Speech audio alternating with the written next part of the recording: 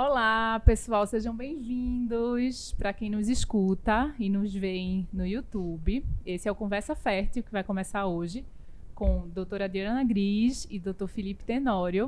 Primeiro, é um prazer. Oi, falem oi, pessoal, podem falar. Oi, o prazer é meu. Olá, pessoal, tudo bem? A gente está iniciando esse projeto, que é com muita satisfação que eu trago aqui, tanto para o podcast quanto nesse formato de vídeo.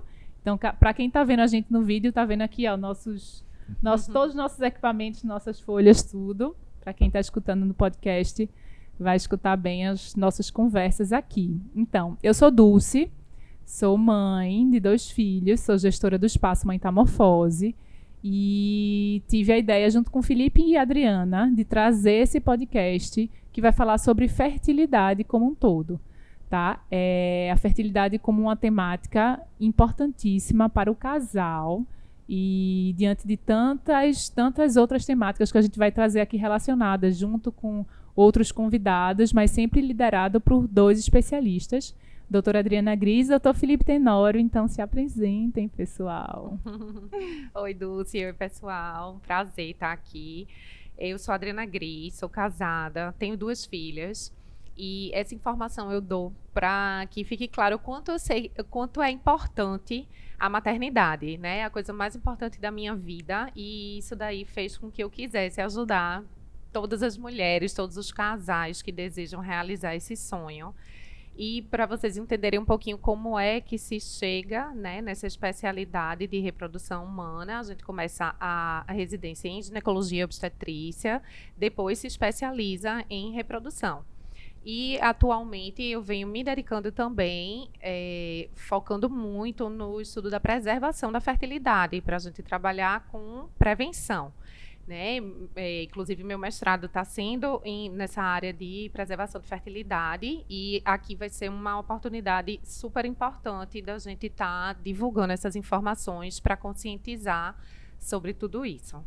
Ótimo, seja bem-vinda, doutora Adri. Acho que vai ser um sucesso esse projeto de todos nós juntos. Felipe, doutor Felipe Tenório, agora é sua vez, me conte um pouquinho. Olá, Dulce, olá, Adriana. É um prazer também estar aqui. Eu acho que essa é uma atividade muito importante, tá? Porque nós vamos levar conteúdo de qualidade, uma coisa que é muito raro hoje em dia. Hoje você tem muito conteúdo por aí, mas pouco conteúdo de qualidade. E aí, me apresentando um pouco, meu nome é Felipe Tenório, eu sou casado, sou pai, tenho um filho, e eu sou urologista, especializado em fertilidade masculina, tá? E atualmente o meu foco na área da fertilidade masculina é entender um pouco mais os fatores que afetam a fertilidade do homem e que nem sempre são detectados nos exames normais. Uhum. Então fiz mestrado nisso, doutorado nisso, é uma área que me encanta, porque hoje a gente entende que existe muito mais coisa na fertilidade do homem, além do que o simples espermograma, que é um exame que a gente utiliza para avaliar a fertilidade, que a gente vai discutir um pouco mais nos próximos episódios. Isso, e aí quando o Felipe falou um pouquinho da qualidade da informação, isso é uma temática super importante, porque o que a gente visualiza, né? Eu, como pessoa que até passei um pouco por isso, né? Demorei 1 ano e meio, não foi um caso definido de infertilidade, mas passei um pouquinho a entender um pouquinho do mundo quando tive essa demora. A gente vê que os casais, eles simplesmente não têm consciência nenhuma em relação à fertilidade em si, antes de ter algum problema. Então, o que acontece é que quando as pessoas têm um problema, é que vão buscar informação, e a dificuldade de onde elas vão buscar essa informação, se é informação de qualidade ou não. Então, esse foi um dos principais objetivos que a gente está trazendo nesse podcast aqui, e dessa nossa preocupação, dessa informação que pode até melhorar muito o resultado, né, desses tratamentos. Exatamente, né, Dulce? As pacientes, hoje em dia, os casais, eles são muito informados depois que eles começam a vivenciar tudo isso, mas a gente tem a experiência de encontrar muitas mulheres, muitos homens que buscam informações em locais errados. Então, vai no Google, né? Muitas já chegam se determinando como o CRM do Google, e elas mesmo têm consciência de que não sabem se aquela informação ela é verdadeira ou não, mas acabam lendo porque é a única informação que tem acesso. E muitas vezes também a gente sabe que hoje em dia as mídias digitais estão aí, então todo mundo participa de grupos. E acaba que começa a haver muita comparação. Cada um quer se conduzir como espelho de outras pessoas, mas cada um tem a sua individualidade. Hoje na medicina a gente trabalha muito essa individualidade e é super importante, então, saber ser individualizado, né, respeitar isso também nas decisões médicas, que o que vai ser indicado para você não é a mesma coisa que é indicado para sua amiga, por exemplo, ou alguém que você conhece. Né, que se segue. Tem paciente minha, inclusive, que é engraçado, porque vivencia exatamente isso. Comenta que tem uma amiga que está começando a ter dificuldade para engravidar agora e que vai conversar com ela, e aí ela dá um show sobre o que é reserva ovariana, que tem que avaliar também o marido, e as amigas ficam... As indicações médicas das pessoas que não são médicas, é ótimo. Pois é, mas vai adquirindo muita informação realmente ao longo do processo, né? Mas tem que ser realmente informação de qualidade. Isso ajuda muito a tomar as decisões que muitas vezes são compartilhadas. E aí, falando um pouquinho da temática que a gente escolheu para esse primeiro episódio, a gente vai falar sobre infertilidade como uma causa conjugal, né? Por isso que, desde o início, esse projeto foi formado por um especialista em fertilidade masculina e feminina, para ressaltar bastante que isso é um caminho que esse casal tem que trilhar juntos desde o início dessa decisão de ter filhos, né? Então, para isso não recair apenas sobre a mulher ou apenas sobre para quem tem alguma causa definida de infertilidade, seja o homem ou seja a mulher. Então, a gente vai falar um pouquinho sempre dessa infertilidade como tema conjugal. E aí, para trazer um pouquinho, para começar um pouquinho a falar sobre essa temática, Felipe, explica para a gente a definição de infertilidade. Joia. Então, a definição de infertilidade conjugal, é importante a gente falar dessa palavra, né, conjugal, do casal, é aquele casal que está há 12 meses tendo relações sexuais regulares, sem nenhum tipo de proteção, e não consegue engravidar. Então, essa 12 meses, assim, tem alguma idade, né, definida. Perfeito. Então, com 12 meses a gente dá o diagnóstico de infertilidade conjugal. Então, o critério é para mulheres de todas as idades, né, casais de todas as idades. Mas a gente sabe que um casal onde a mulher tem mais de 35 anos, eles não precisam ficar tentando 12 meses, né, um ano, para tentar procurar ajuda. A gente sugere que procure ajuda mais cedo, a partir dos 6 meses de tentativa. Por quê? Porque a idade, o tempo nessa idade é muito importante, muito importante. Então, sempre nós vamos individualizar cada caso, tá? Então, esse é o diagnóstico de fertilidade conjugal. Nós não falamos também sobre causas, tá? A gente fala sobre fatores. Então, no casal infértil, existem fatores masculinos, fatores femininos, e em alguns casos, a gente não consegue encontrar nenhum fator. Então, é impressionante, inclusive, esse número, né? Eu lembro que as primeiras vezes que eu comecei a me informar, a Felipe me falou que é um número de chega a 30% dessas causas ou fatores indefinidos. Definidos, né? Exato. Um outro detalhe importante é o seguinte, que existem alguns casos onde o casal não precisa começar a tentar ou não conseguir durante tanto tempo. Então, se o homem já tem alguma alteração, né, algum histórico que aumente o risco dele ser infértil, como por exemplo, um passado de cirurgia no testículo, de malformação no testículo, ou que com alguma outra parceira tentou muito tempo engravidar e não conseguiu, o casal já pode buscar ajuda especializada antes. Mesmo jeito é uma mulher, entendeu? Se existe algum fator, a Mariana pode falar um pouco mais, que sugira que essa mulher tem uma chance maior de não conseguir engravidar, já pode procurar ajuda especializada antes. E falando um pouquinho dessa ajuda especializada, me explica também um pouquinho, Felipe, a diferença do urologista e do andrologista, porque aí o que acontece? Eu vejo que às vezes as pessoas tentam, mais de um ano passa, e aí vai buscar um médico, né, que às vezes não é especializado, e aí pode atrasar ainda alguns caminhos que podem ser tomados. Perfeito. Então é o seguinte, a andrologia é uma subespecialização da urologia. Então a formação do urologista é o seguinte, quando o médico termina a faculdade, ele faz 2 ou 3 anos de cirurgia geral, depois faz uma subespecialização de 3 anos de urologia e ele é urologista. O andrologista, ele se especializa na saúde do homem, que é a parte de saúde sexual masculina e fertilidade masculina. Demanda mais 1 ou 2 anos de especialização. Então, o andrologista ele vai ser focado nessa questão de fertilidade e saúde sexual. E como ele é focado, estuda mais isso, nós conseguimos antever problemas com mais facilidade, nós conseguimos dar diagnósticos com mais facilidade e utilizar tratamentos mais apropriados. E tudo isso é muito importante para um casal infértil, porque o tempo é determinante, ouro, né? do sucesso. Felipe, e só chamando a atenção, né, da mesma forma que o casal que está tentando engravidar há 12 meses deve procurar o especialista, é importante também lembrar que, às vezes, você está tendo relações sexuais desprotegidas, não se preocupando com o período fértil, não está visando a gravidez, mas está se expondo e, às vezes, vai decidir realmente focar com 1 ano e meio, por exemplo, e a gente não pode desconsiderar esse tempo em que estava exposto, né? Na definição mesmo da infertilidade, seria as relações sexuais, né, desprotegidas durante 12 meses sem métodos contraceptivos. Então, se não estava fazendo nem tabelinha, estava tendo relações no período fértil, isso daí já pode levar ao diagnóstico. E com relação à idade, como o Felipe já falou, é extremamente importante a gente ter consciência de que tem que reduzir esse tempo de espera para procurar um especialista, principalmente do lado feminino, né? Então, a partir dos 35 anos, esse tempo de espera para procurar um especialista já deve ser encurtado para cerca de 6 meses. E para mulheres a partir de 40 anos, a gente esperaria no máximo 3 meses. Tem algumas literaturas que indicam procurar assim que deseja engravidar. Isso. E aí, muita gente não sabe dessa diferença de indicação por idade, né? Eu acho que todo mundo tem na cabeça, é 1 ano. Com Exato. 1 ano... eu vou procurar um especialista, né? Quando sabe de alguma coisa. E também, porque fica muitas vezes assim, quando é uma mulher de 40 anos que nunca tentou engravidar, ela diz, não, eu nunca tentei, então eu não tenho infertilidade. Fica difícil conseguir pensar em procurar um especialista antes mesmo de tentar, ou tentando pouco tempo. Mas a gente sabe que tem um impacto muito grande, o fator prognóstico principal na fertilidade é a idade, então é importante realmente a gente não perder tempo. E existem algumas indicações, do mesmo jeito que para o homem, como o Felipe falou, que, na verdade, não precisa esperar tempo nenhum. Por exemplo, uma paciente que tem ovário policístico e não menstrua. Se ela não menstrua, ela não está ovulando. Exato. Então, a gente já sabe que existe um problema, ela precisa ir buscar tratamento assim que ela decidir engravidar.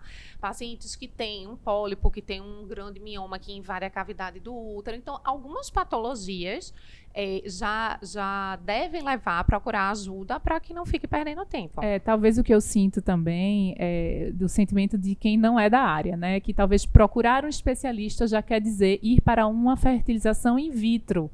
E aí é muito relacionar o trabalho de vocês com a fertilização in vitro, que faz parte do trabalho de vocês. Mas vocês trabalham com a fertilidade como um todo. Inclusive, a gente vai falar mais para frente sobre planejamento familiar, sobre tudo isso. Então, existe um estigma, né? Não vou procurar. Vou tentar resolver com minha ginecologista. Exato. Geralmente recai sobre a mulher. Vou tentar resolver com minha ginecologista. E aí vai se passando esse tempo. Até porque, por mais que a ginecologista seja uma médica, também não tem uma especialização. Talvez não tenha todo o conhecimento das atualizações que tem na área, né? E a visão, né? Eu acho que a visão focada na fertilidade é o mais importante. Não, eu ia só comentar que você está certíssima com relação a esse pensamento de associação à fertilização in vitro. Tem muitas mulheres que mandam mensagem pelo Instagram, que mandam mensagem pelo WhatsApp. Doutora, a senhora faz algum outro tipo de tratamento que não seja a fertilização? Isso. Você faz coito programado? Então, assim, na verdade, o especialista é especialista na fertilidade da mulher. Como eu comecei dizendo, a gente, tanto no sentido de prevenir uma futura infertilidade, se existir um fator que seja, né, possível de se prevenir, como também fazer todos os tipos de tratamento que a gente tenha para poder conseguir engravidar. Mas isso é uma dúvida super frequente, tanto é como a gente tenta esclarecer, divulgando qual é o papel, o que é que cabe, o que é que faz o especialista em reprodução assistida. E tirar um pouquinho, né, desse estigma também, né? Que depois até psicologicamente a gente vai trazer, olha, minha gente, é tanta temática, eu vou lhe contar, mas psicologicamente a gente vai falar sobre o que é marcar uma consulta com... Eu sinto isso, a gente aqui no espaço, tanto a Adriana quanto o Felipe atendem aqui, além das suas clínicas próprias, mas eu sinto isso. Às vezes você conversando até com uma amiga, poxa, vai lá, hein, Adriana, vai lá, hein, Felipe. Não, mas... né, um receio, né, uma questão, né, tem que se enfrentar uma barreira para se conversar com um especialista, e eu acho que o trabalho que vocês estão fazendo aqui hoje, inclusive desse podcast, é muito mais trazer vocês para uma dinâmica muito mais acessível para esse atendimento. Exato. O aconselhamento reprodutivo também faz parte né, da nossa função de aconselhar, né, sobre o futuro reprodutivo da mulher. É isso. E, Felipe, a Adri falou um pouquinho sobre a idade da mulher. Me diz qual é o impacto da idade nos homens. Joia. Então, só reforçando o que a Adriana disse, realmente a idade da mulher é o principal fator para a fertilidade do casal, né? Então, se fosse para escolher um fator para predizer o sucesso de um tratamento, sem sombra de dúvida, é a fertilidade da mulher. A idade do homem também tem a idade da mulher. A idade do homem também tem um peso nisso, mas muito menor do que a mulher. Hoje nós sabemos que homens acima de 40 anos já têm um aumento do tempo até engravidar, quando comparado com homens a menos de 40 anos, em torno de 3 a 5 vezes maior o tempo. Então, se você tem um casal de homem que tem 40 anos, você espera que esse casal demore 3 a 5 vezes mais tempo para engravidar do que homens com menos de 40. Mas isso tem a ver com a saúde do espermatozoide, ou quantidade, ou isso. Milhares de fatores. Existem vários fatores por trás disso. O que é que nós sabemos? É principalmente a qualidade dos espermatozoides, né? Um homem é capaz de produzir espermatozoide até o fim da vida. Então, teoricamente, ele fica fértil até o fim da vida. Mas existe uma queda da qualidade, principalmente motilidade, dano ao DNA do espermatozoide. Mas não é só isso. Você começa a ter alterações genéticas no espermatozoide. Então, a idade do homem também influencia em algumas doenças que os filhos podem ter. Principalmente doenças neuropsiquiátricas, como autismo, esquizofrenia, alguns distúrbios neurológicos, alguns tipos de câncer, como leucemias. Não é um risco que chega a ser tão alto que você não deve engravidar, como é diferente das mulheres. As mulheres chegam a uma determinada idade que, a partir disso, o risco é altíssimo de alterações. O homem não, né? Mas existe já um aumento e nós já estamos começando a orientar mais os homens para não esperar tanto, né? Porque até então o peso todo do tempo recaía sobre o ombro da mulher, e hoje a gente já começa a ver que o homem também tem um impacto que deve ser levado em conta. Então, esse ponto que Felipe levantou agora é crucial, né? Essa diferença de como evolui a fertilidade feminina e masculina. É bem conhecida a informação de que a mulher tem um ponto final na fertilidade dela, que é quando a gente entra na menopausa. Já o homem, quando né, não tem um ponto final. Por quê? A grande diferença é justamente a capacidade de produzir espermatozoide, que a mulher não tem a capacidade de produzir óvulo. Que esse é um assunto extremamente importante, que a gente tem que detalhar bem no podcast. A gente vai trazer demais esse assunto, porque eu acho que, inclusive, até a evolução da mulher no mercado de trabalho, na própria vida social mesmo, o empoderamento feminino, né? Talvez isso não converse tanto com o corpo da gente. Exatamente, né? A cabeça não acompanha, então, o ovário não acompanha a cabeça da gente. Esse ponto definido do tipo, tenho tal idade, é importante eu ter tal idade para engravidar, ele infelizmente existe no corpo da mulher. Exato. Daí a gente vai trazer demais essa temática, porque todas as vezes que eu começo a conversar com uma mulher, ainda mais eu que sou leiga, né, assim, e sei só dos números que vocês passam para mim, eu falo, meu Deus, tenho vontade de puxar na mão e dizer, vamos lá! Você quer ter filho mesmo? Se não quiser, tudo bem, mas se quiser, vamos conversar sobre o assunto. Exatamente. E aí a pessoa já acha que, eita, Dulce, já tá querendo levar para uma metamorfose. Pois muitas vezes se confunde nesse sentido, né? Mas, assim, o grande problema é exatamente a incapacidade de produzir óvulo, porque, então, a reserva ovariana da gente, ela se esgota, né? A capacidade de produção do homem, salvo se houver algum problema, né? Alguma doença, senão ela não se esgota. E esses óvulos, eles são óvulos que vão envelhecendo. Então, o óvulo que eu ovulo hoje, ele tem a minha idade. Se eu tenho 40, meu óvulo tem 40 anos. E ele não está dividido ainda o material genético dele. Então, as falhas de divisão cromossômica que leva a várias síndromes, como, por exemplo, a síndrome de Down, que é a mais conhecida, é exatamente por isso. Começa a ter falha nessa divisão do material genético, porque é um óvulo que vai ficando cada vez mais antigo. Já para o homem, como são espermatozoides novos, né? Então, a gente não tem essa repercussão da mesma forma. Isso. E Felipe falou um pouquinho para a gente sobre essa diferença do urologista e o andrologista. Eu queria que tu contasse um pouquinho, Adri, essa diferença do ginecologista para o especialista em fertilidade feminina. Certo, veja, em primeiro lugar, na verdade, é essa vivência que a gente tem no conhecimento de como a fertilidade declina. Tem estudos qualitativos, interrogando residentes de ginecologia. E, assim, o percentual de residente que tem noção do quanto a fertilidade declina ao longo da idade é muito baixo. E a percepção de que a fertilização resolve tudo é Isso. muito alta. Então, eles acham que a idade não tem tanto impacto assim, mas que, não, mas se você chegar aos 40 e não tiver Qualquer filho, faz problema, uma faz a FIV. FIV. Exatamente. Mas a gente sabe o que se enfrenta com esse impacto da idade, da reserva ovariana diminuída.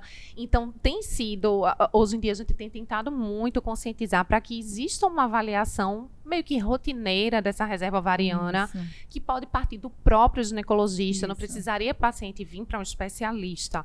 A avaliação da reserva ovariana seria feita de forma rotineira, como se faz um preventivo, e detectando-se alguma alteração mais precoce, aí sim ela iria para um especialista. E aí o especialista, além de ter essa visão e poder, então, fazer um aconselhamento reprodutivo melhor para as mulheres que já sabem que querem adiar a maternidade, por exemplo, nós vamos poder fazer os tratamentos em si. Né? Então, existem os tratamentos de coito programado, existe o tratamento de inseminação, de fertilização, e todos eles podem ser feitos pelo especialista em reprodução. Isso, ou seja, existe, né, até um trabalho de conscientização dos especialistas junto com os médicos, né, Mais generalistas. mais né? generalistas, né, para que as pessoas compreendam isso, que cada um, né, realmente tem uma gama de assuntos ali de entendimento, e às vezes não conseguem acompanhar, né, todas as atualizações da fertilidade em si. Então, a gente está falando aqui, né, sobre a causa conjugal, né, essa importância da causa conjugal da infertilidade, dos fatores das causas conjugais de infertilidade. E eu queria que vocês me contassem um pouquinho sobre se é mais comum, né, esses fatores ou essas causas serem, né, do lado feminino ou do lado masculino, ou como é dada, como é que é colocada para o paciente esses fatores, né, de infertilidade. Perfeito, Dulce. Essa é uma pergunta muito importante porque a maior parte da população acha que o problema de fertilidade é igual à mulher, né? Porque é a mulher que engravida, é a mulher que gesta, é a mulher que pare. E não é assim, na verdade é muito diferente disso. Então, quando nós vamos ver todos os fatores que influenciam na fertilidade do casal, nós vamos encontrar fatores apenas no homem em 30% dos casos, fatores apenas nas mulheres em 30% dos casos, ou seja, igual, mesmo peso, mulher e homem têm o mesmo peso. Também, em cerca de 20% dos casos, nós vamos ter fatores tanto no homem quanto na mulher. Isso é importante por quê? Porque às vezes quando acha um problema no homem, a mulher não quer investigar. Às vezes quando acha um problema na mulher, o homem não quer investigar. Esse segundo é o mais comum de longe. Uhum. Então é por isso que a investigação tem que ser feita nos dois de maneira paralela, em igual. E em cerca de 10% dos casos, podendo chegar até 30%, nós temos a infertilidade sem causa aparente, que é aquele casal que não consegue ter filhos e que nós usamos todos os testes diagnósticos que temos disponíveis e a gente não acha uma causa, um fator. E como é difícil, né? Deve ser a aceitação desse casal, né? Em relação a isso. Né? Em buscar outros médicos, em buscar outras, em não aceitar, de Exato. fato, como assim, né? A medicina como uma ciência exata. Eles acham que... E assim, infelizmente. a própria esperança em conseguir um tratamento. Porque Isso. se você Isso. identifica a causa, então eles têm a percepção de que então vai ter um tratamento guiado. E a partir do momento que a causa não é identificada, eles se sentem meio como é que vai tratar se não sabe por quê, né? Exato. Mas a gente tem estudos, né, que vão guiar a gente nesses tratamentos de esterilidade sem causa aparente. E é super importante, realmente, essa conscientização da infertilidade como conjugal, porque, habitualmente, acho que 90% dos casos, as mulheres, elas chegam ou tendo sido avaliadas pelo ginecologista, e a própria ginecologista foi que pediu um espermograma, e o homem não passa por nenhuma avaliação do médico, do andrologista, ou então a gente tem dificuldade até de fazer com que o homem faça seus exames também, entenda a sua participação. Alguns dizem, não, você investiga tudo, se você não encontrar um problema em você, aí eu procuro em mim. E a gente acabou de ver que 30% dos casos, os dois vão estar envolvidos. Então, encontrar o problema em um não exclui a possibilidade de encontrar no outro. Exatamente. E se a gente trata um e não trata o outro, a gente atrasa o resultado de uma gravidez. Então, os dois têm que se envolver desde o início, tanto na investigação como nas propostas de tratamento. E como é difícil, né? Colocar isso para um paciente, né? Vir... vocês como médico, né, às vezes tem que até, eu não sei nem como vocês se colocam nessa posição, porque isso vai até uma questão de relação conjugal, né, mas infelizmente é isso que se apresenta, né, hoje em dia. Por quê? Porque a temática ainda não é tão acessível, posso dizer acessível para todo mundo, né, e de novo, o podcast vem muito com esse olhar de trazer a infertilidade e a fertilidade como uma questão do casal, como uma das primeiras, eu falo que, eu estava falando sobre outra temática que também tem a mesma relação, mas é uma das coisas que o casal vai ter que discutir em relação a ter filhos, né? Então a decisão de ter filhos precisa vir tanto do homem quanto da mulher, porque é só o começo. Depois que o filho nascer, depois que tudo acontecer, tudo vai ser uma questão do casal, e que se isso não for posto nesse momento e com uma tranquilidade muito grande, né? Porque às vezes ou a mulher ou o homem vai internalizando aquele desejo, né, da maternidade, da paternidade, e aí quando vem à tona vem mais estourado, né?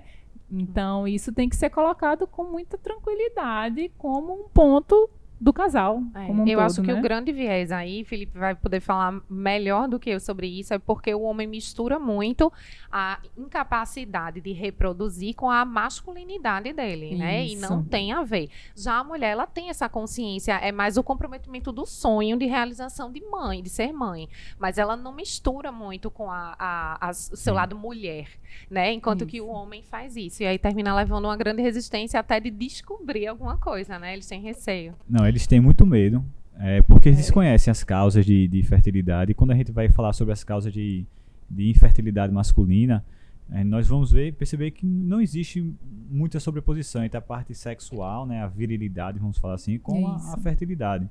Isso é muito comum. Então, assim, falando especificamente sobre as causas de fertilidade masculina, né, de infertilidade masculina, o que é que a gente tem? As causas mais comuns são a varicocele, né, que são varizes no testículo que vão dificultar a produção do espermatozoide. Essa é uma causa boa, por quê? Porque tem tratamento fácil. A varicocele, ela vem mais por uma questão, né, genética ou hábitos? Não, a varicocele é uma patologia genética. É predisposição genética, tá? Depois da varicocele, nós temos as alterações hormonais, tá? Essas podem ter a ver. Então, por exemplo, a testosterona muito baixa, ela pode tanto dificultar a produção do espermatozoide, quanto diminuir a libido, a ereção, tá? É uma causa interessante também porque é fácil de lidar. Nós temos tratamentos hormonais hoje de última linha que conseguem reverter esses quadros. E aí nós começamos a entrar nas causas mais complicadas. Causas genéticas, né? Corresponde a cerca de 30% dos casos de infertilidade masculina. São mais difíceis porque são difíceis de diagnosticar. Hoje nós temos poucos exames que podem ser realizados nesses casos e são difíceis de tratar. Hoje nós não temos tratamentos para resolver um problema de um gene, de um cromossomo.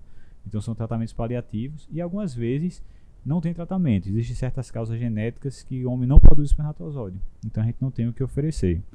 E aí depois vem uma enormidade de causas. Tem as infecções por doenças sexualmente transmissíveis, né? As obstruções, as pancadas no testículo que podem dificultar a produção ou transporte de espermatozoide. No nosso meio aqui no Brasil, vasectomia é uma causa importante, né? Cerca de 20% dos homens que fazem vasectomia vão se arrepender. Então, 20%? 1 em cada 5 homens. Maria. Então, assim, é muito. muito comum, entendeu? E temos os fatores sexuais, né? Os homens que têm ejaculação precoce, que não conseguem ejacular dentro da vagina, os homens que não conseguem ter ereção. Então, existem muitas causas que têm que ser investigadas. Então, é muito comum o paciente chegar para mim na consulta, primeiro ele não quer vir, então a esposa vem junto, né? E ele vem, doutor, eu tô tentando ter filho, tem esse espermograma aqui alterado. Ele bota o exame na minha frente. Rapaz, a quantidade de conversa que a gente tem que ter antes de ver o espermograma é enorme. A quantidade de detalhes que eu preciso perguntar sobre a vida do homem, a vida do casal, é gigante. Então é muito importante a avaliação do homem muito bem feita. Adri, fala um pouquinho sobre as causas da infertilidade feminina. Então, começando pelo que o Felipe falou, precisamos de espermatozoides de qualidade, mas vamos precisar, então, também de uma ovulação de qualidade. Então, aí entram os fatores ovulatórios. O principal deles, por exemplo, é a síndrome de ovário policístico, né, que é tão conhecido, que não necessariamente é uma causa de infertilidade, mas a mulher pode ter anovulação, e se não ovula, a gente não teve chance de gravidez naquele mês. Outros distúrbios hormonais também podem levar a fatores ovulatórios. Temos que ter também o caminho, né, pérvio. Temos que ter esse trajeto para o encontro do espermatozoide com o óvulo, que acontece na trompa. Então, nós vamos ter fatores tubários, e aí entra como uma causa importante, por exemplo, a endometriose, que é outra causa muito discutida. Inclusive, estamos agora no mês de março, né, que é o mês da conscientização sobre a endometriose. Doenças infecciosas, né? Doenças infecciosas da pelve, que podem deixar também aderências, cirurgias anteriores, enfim, a gente tem várias causas para existir algum fator da tuba que impeça esse encontro. Fatores uterinos também, não necessariamente, mas pólipos, miomas são alterações que podem, sim, levar a uma dificuldade para, por exemplo, a implantação do embrião. E fora isso, nós temos, como o Felipe falou, né, as causas em que a gente não consegue identificar uma causa em nenhum dos dois. Meu Deus, são muitas causas, né? Então, assim, como a gente precisa de uma boa orientação, porque a não determinação disso da melhor forma faz com que você invista tempo, que, como a gente falou logo no começo, é um dos principais fatores, numa coisa que não necessariamente, né, precisa ser olhado. Então, de novo, a importância de uma boa orientação. Agora, aproveitando isso que você falou, é muito importante que os casais eles tenham consciência também de que precisa ter um acompanhamento especializado, porque eles não podem, como eu falei, se comparar com alguém e querer fazer exames sem indicação, porque alguém fez. Então, algumas alterações, por exemplo, elas podem existir. Por exemplo, falando de endometriose, 50% das mulheres com endometriose, elas podem ter infertilidade, mas os outros 50% não. Então, não é porque você foi diagnosticada com endometriose que obrigatoriamente você vai ser infértil e vai querer sair fazendo o exame. Então, é muito importante que os exames que sejam realizados, eles sejam orientados por um especialista. E um outro ponto importante é o seguinte, é que muitas vezes esses casais eles recebem um diagnóstico de um especialista ou de um médico geral de uma maneira que eles interpretam o diagnóstico como se aquilo ali não tivesse resolução. Então, isso é muito comum na minha área, a questão da azoospermia, que é a ausência de espermatozoide. Então, muitas vezes, quando o casal recebe o diagnóstico de azoospermia, eles acham, pronto, que aquilo ali é o fim da linha. É o fim da linha, é um sofrimento. E aí, se o médico que está dando o diagnóstico também usa uma palavra errada, um termo errado, que às vezes nem é errado, não é o mais apropriado para aquele momento, aquilo ali pode jogar um balde de água fria no casal. Então, é muito importante que os casais, sempre que estejam diante de uma situação que seja difícil, que achem que não tenha uma outra opção, que procurem ajuda especializada, uma segunda opinião. Porque muitas vezes o que é dito ao casal, até mesmo o que o casal entende, não é necessariamente a realidade, né? Quantos casais de azoospermia, a gente descobriu que era azoospermia obstrutiva, fizemos cirurgias para desobstruir e conseguiram ter filhos naturalmente. Né? Ou seja, sair de um que não consegue ter filho de jeito nenhum para ter filho natural. Exatamente. Entendeu? Às vezes a gente recebe, a mulher vem com o marido dizendo que já estão em lista de adoção, e quando você diz, não, espere, eu vou lhe encaminhar para um especialista, e aí existe a possibilidade de existir espermatozoide no testículo, assim, chora na frente da gente, porque fica feliz com a esperança de poder dar certo. Então, minha gente, a gente tem panos para manga. A gente já conversou muito hoje. A gente vai falar sobre planejamento familiar, sobre hábitos de vida, sobre os fatores femininos, masculinos. Então, assim, cada uma dessas temáticas que a gente pincelou hoje, a gente vai trazer de forma, né, detalhada, com convidados. Então, eu peço que vocês acompanhem, enviem para os seus amigos, colegas que têm o desejo, né, de engravidar e que possam se interessar pelo assunto. E queria agradecer a doutora Adriana Gris, doutor Felipe, por trazer esse assunto à tona, né, um projeto que eu, pessoalmente, sempre quis, né, por esse pouco tempo desse mundo de infertilidade que eu visitei e vi como é importante, né, ter uma boa orientação. Então, os próximos serão ainda melhores, não é? Ai, Dulce, obrigada. Eu estou muito feliz também com esse nosso projeto, né? A infertilidade é uma coisa extremamente frequente.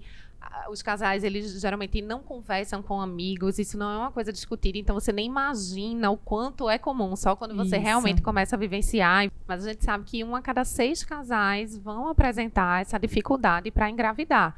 E a preservação de fertilidade é uma coisa extremamente pouco divulgada.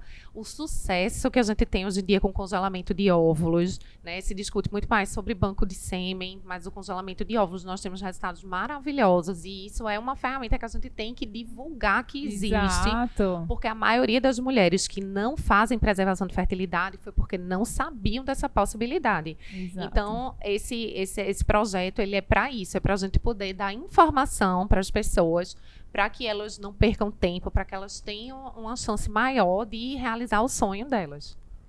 E eu gostaria de agradecer o convite e a presença de Dulce e Adriana aqui, e agradecer a todos que nos escutaram, nos assistiram, e convidar todos que mandem suas perguntas, suas dúvidas, né?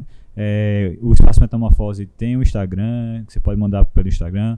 Eu tenho meu Instagram, a Adriana tem o Instagram dela, é fácil, é só procurar na internet que acha, porque é muito importante a participação de todos, porque uma dúvida de um paciente, de uma pessoa, muitas vezes é uma dúvida de vários outros, né? E esse espaço aqui é para isso, é um espaço que tem que ter a participação de quem está assistindo, de quem está ouvindo, para poder ele ser mais produtivo. Exato. Obrigada, pessoal, até a próxima. Obrigada a todo Um abraço. mundo. Tchau, tchau.